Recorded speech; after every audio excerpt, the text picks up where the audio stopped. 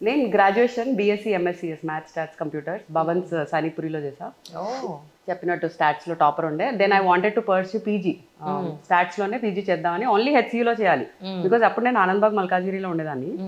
So ఇంటి నుంచి బయట ఎప్పుడు ఉండలేదు, హాస్టల్ ఎక్స్పీరియన్స్ అనేది ఎప్పుడు అవ్వలేదని చెప్పి నేను చేస్తే హెచ్సియూలోనే చేయాలి, సో దట్ అక్కడ మనం ఉండొచ్చు, ఇంట్లో కూడా వెళ్ళి రావచ్చు అన్నట్టు గట్టిగా పట్టుకున్నా.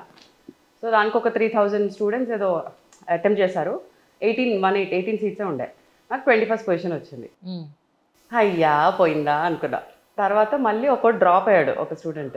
సో నెక్స్ట్ 3 ఎలిజిబుల్ పీపుల్ని పిలిచారు. ఎప్పుడైనా ఛాన్స్ ఉందేమో అంటే 19th పర్సన్ రాలే, 20th person just 5 minutes before వచ్చాడు. So he got the seat. అప్పుడు నేను ఓకే ఫైన్, నెక్స్ట్ ఏంటి.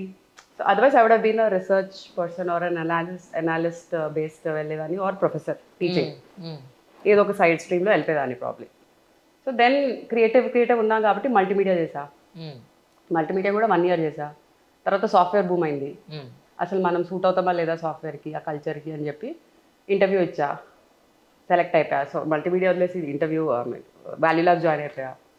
అక్కడ ఉన్న స్పోర్ట్స్ అంతా ఎక్స్ప్లోర్ చేసి అందరిని ఆడించి అమ్మాయిలందరినీ రెచ్చగొట్టి come on let's represent this game that game అని ఫుల్ ఊపేసి 2.5 years తర్వాత దానికి బాయ్ చెప్పి. బట్ నాకు అసలు అలైన్ చేయలే, సాఫ్ట్వేర్ అనే కాన్సెప్టే నాకు బుర్రలో ఎక్కలే. ఆ సిస్టమ్ ముందు అన్ని అవర్స్ కూర్చోడం అనేది అసలు